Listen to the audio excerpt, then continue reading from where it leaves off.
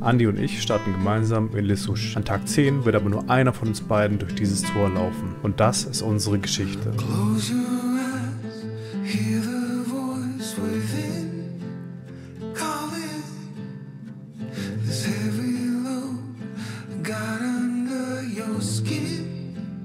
All in, you got the white knuckles holding on to tight, keeping your feelings bottled up inside, heading for collision and denial. To really live, you gotta die.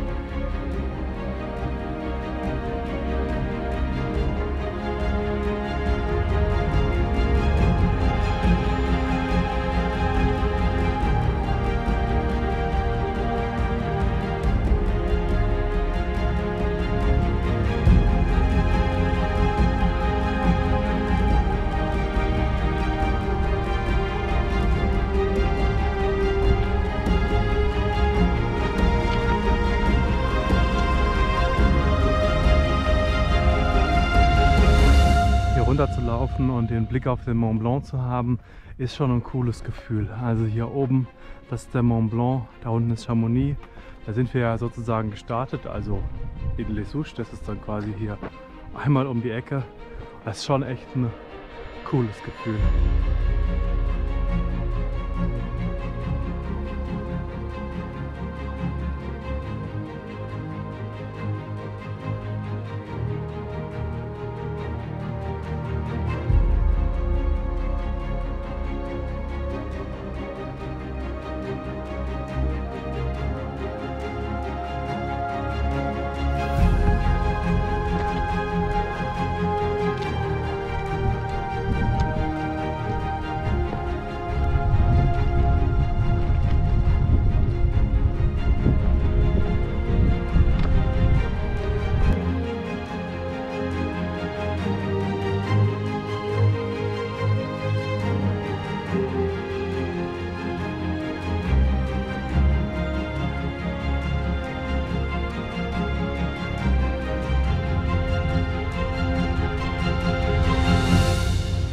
Tag 8 geht es langsam zu Ende. Wir sind heute in Tréléchamps auf dem Campingplatz angekommen.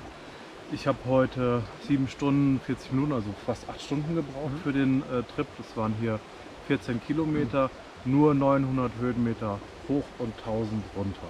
Es sind jetzt noch 2 Tage vor uns. Tag 9 ist mit angegeben 3,5 Stunden und 700 hoch, 250 runter, relativ einfach. Tag 10 hat es dann mit ca. 17 Kilometern und sage und schreibe 1560 Höhenmeter runter, aber dann bis nach Les Souches, zu unserem Startpunkt zurück, hat es dann richtig in uns, genau. Ja, und das kann man ja dann als easy auf 2 Tage aufteilen, ganz entspannt. Genau.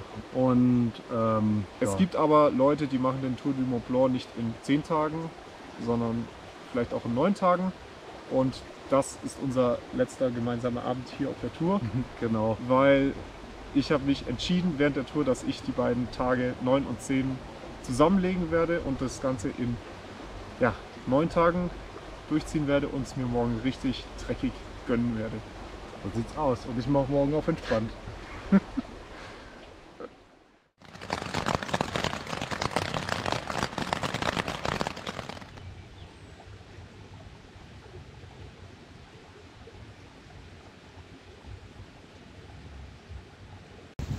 Guten Morgen Michi, 5:36 Uhr. Die 60 Minuten habe ich nicht ganz geschafft, aber trotzdem ganz schnell. aber inklusive 10 Minuten Zelt komplett trocken wischen. Das war ätzend. Naja, ich habe dann jetzt vor dem Haus gefrühstückt, da war es zumindest schön trocken, hatte eine Bank und jetzt kicken wir den Trail hier weg. Und ich würde sagen, 16 Uhr ist das Ziel. Bis dann. Hallo Andreas, es ist jetzt 7:30 Uhr. Das heißt, ich bin jetzt 2 Stunden später als du ganz gemütlich gestartet. Guten Morgen am vorletzten Tag. Ich mache, wie gestern schon gesagt, heute einen ruhigen, ich denke mal 4-5 Stunden werde ich am Camp ankommen. Wir haben jetzt gerade 7:30 durch und der Andi ist ja schon etwas länger unterwegs. Er braucht es heute, ich gönne ihm das auch. Meine Ansage ist, dass er weniger als 10 Stunden braucht oder sagen wir mal um die 10 Stunden, plus minus 10 Minuten. Und wundert euch nicht, dass der Andi jetzt halt einfach mal alleine laufen will. Das ist einfach ganz normal auf so einem Trail. Er hat vor allem eine andere Ausrichtung. Er ist halt eher ultralight. Ich habe die Drohne dabei und das ganze Kamera-Equipment. Das macht schon mal 3 Kilo mehr. Und dann komme ich dementsprechend natürlich auch langsamer voran.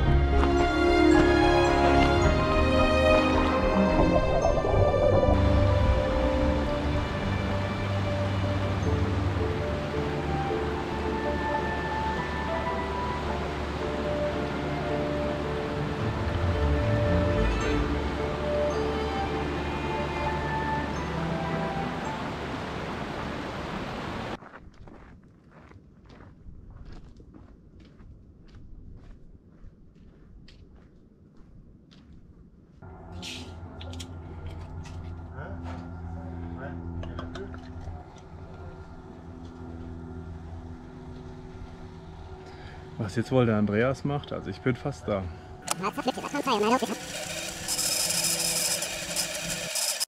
Hi Michi, 8:05 Uhr meines Wissens, also ich habe es in unter 2,5 Stunden geschafft. Da oben sieht man die Hütte, genau, da hinten ist so ein See und um diesen See rum sieht man da hinten, glaube ich, selten auch die Leute oder da unten so eine Wiese. Genau, unter 2,5 Stunden Laufzeit. So, ja, was mache ich heute noch? Ich glaube, ich mache noch Tag 10. Genau, ich gehe jetzt da hoch, mache jetzt nochmal eine Extended Frühstückspause und dann linke Wade zwickt ein bisschen, die massiere ich ein bisschen, aber dürfte gehen.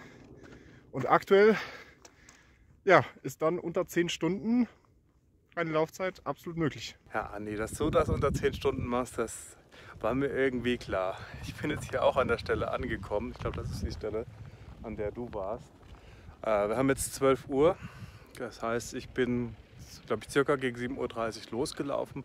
Bedeutet, dass ich jetzt 4,5 Stunden bis hierhin unterwegs war. Wobei ich auch hier oben bei dieser Hütte jetzt gerade was getrunken habe und ungefähr eine halbe Stunde saß. Jetzt werde ich mal gucken, wo man hier campen kann und ich bin mal gespannt, wie ein weiterer Tag verläuft. Ich bin jetzt an der heutigen Location angekommen, habe auch gerade da oben noch mal gefragt, werde mir jetzt gleich mal ein Kaltgetränk gönnen. Und schaut euch das an. Ich darf hier irgendwo um den See herum hinter dem Zaun mein Zelt aufschlagen. Finde ich genial. Schaut euch das an, ist das nicht wunderschön? Und genau hier werde ich jetzt mein Zelt aufbauen.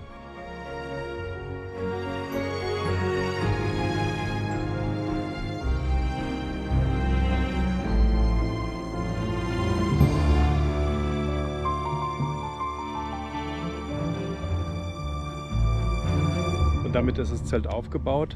Wahrscheinlich habt ihr es im Zeitraffer auch schon gesehen. Ich habe jetzt hier Steine auf die Heringe draufgelegt, einfach um das Zelt nochmal zusätzlich zu sichern, weil ich kann euch eins sagen, falls ihr mal vorhabt hier zu campen, die Heringe gehen in diesen steinigen Boden nur extrem schwierig rein. Tatsächlich soll es heute Nachmittag regnen, deswegen habe ich jetzt mein Zelt hier auch schon in der vollen Sonne aufgebaut, werde mich aber jetzt erstmal hier hinten noch ein bisschen in den Schatten begeben und sollte es anfangen zu regnen, kann ich jederzeit in mein Zelt.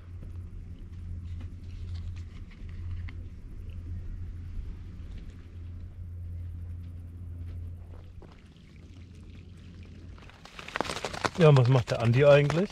Alter, was für ein Scheiß. 9 Tage lang war es furztrocken und jetzt auf meinen letzten 1,5, 2 Stunden fängt es hier an zu regnen. Gibt's ja nicht. Ja, Andi, also bei mir ist alles trocken. Ich weiß gar nicht, was du hast. Regen? Was ist denn das? Oh, Andi. Da außen steht das Wasser. Bei mir hat es gerade Frösche geregnet. Es sind Tausende. Das ganze Ufer hüpft.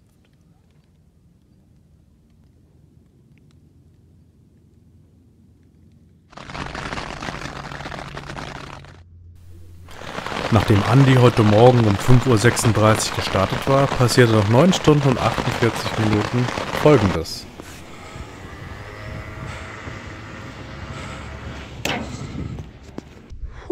Leute, das war jetzt der vorletzte Tag. Ich bin zwar heute nicht so lang gelaufen, ich war ja mittags schon da, aber hier wettertechnisch ist hier einiges geboten. Grüße gehen raus an den Andi, Glückwunsch an diese Top-Zeit, unter 10 Stunden bist du angekommen. Ich habe ja an dich geglaubt. Am heutigen Tag war ich 4,5 Stunden insgesamt unterwegs. Es waren nur wenige Kilometer, 700 Höhenmeter nach oben, 400 nach unten. Aber es war ziemlich cool mit den Leitern und diesen Stäben, wo man sich festhalten muss.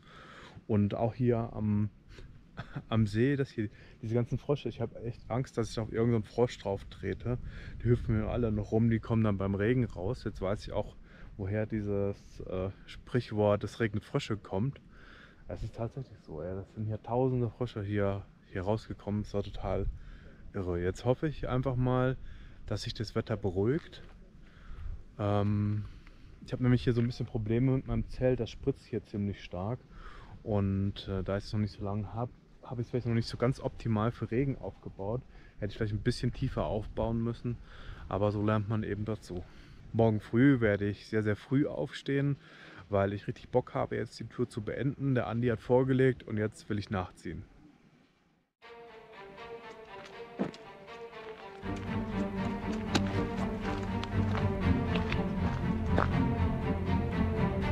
Guten Morgen, Leute. Es ist etwas neblig, wie ihr hinter mir erkennen könnt, aber das kommt in der Kamera dunkler rüber, als es wirklich ist. Ich kann den Weg schon gut sehen. In 15 Minuten ist Sonnenaufgang und dann geht es jetzt ran an den letzten Tag.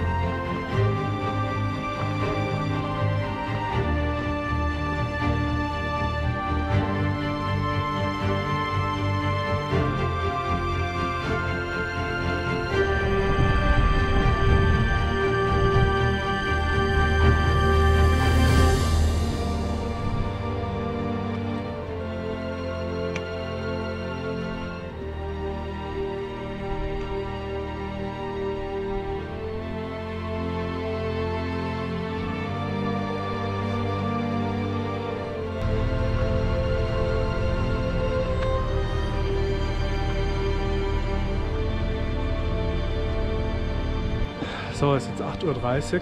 Ich bin oben angekommen und da kommt auch schon die erste Seilbahn. Und schaut mal hier. Das ist ein bombastischer Blick auf den Mont Blanc.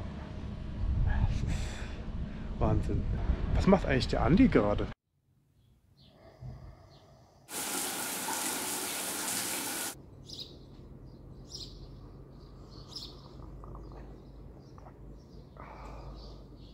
Ja, der Andi, der hat's gut.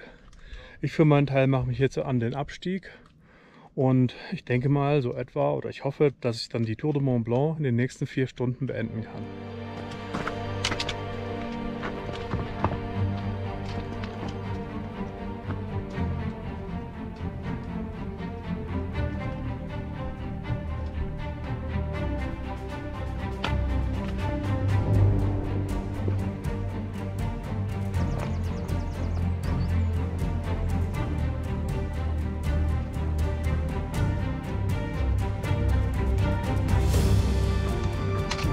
So, ich bin jetzt auf den letzten Kilometern bzw. Höhenmetern.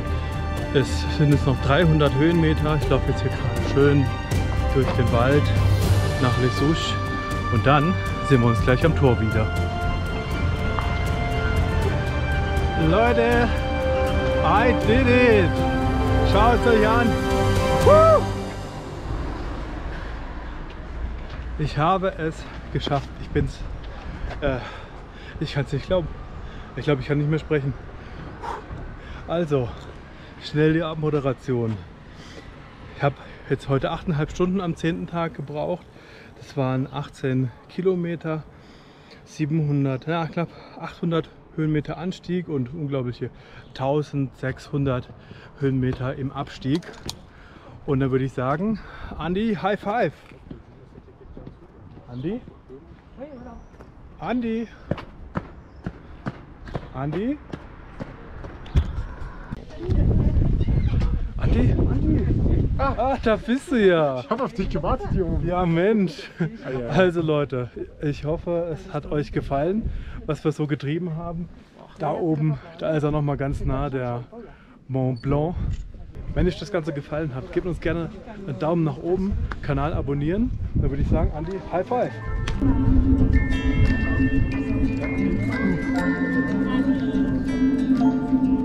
Wie unhöflich, wie unhöflich.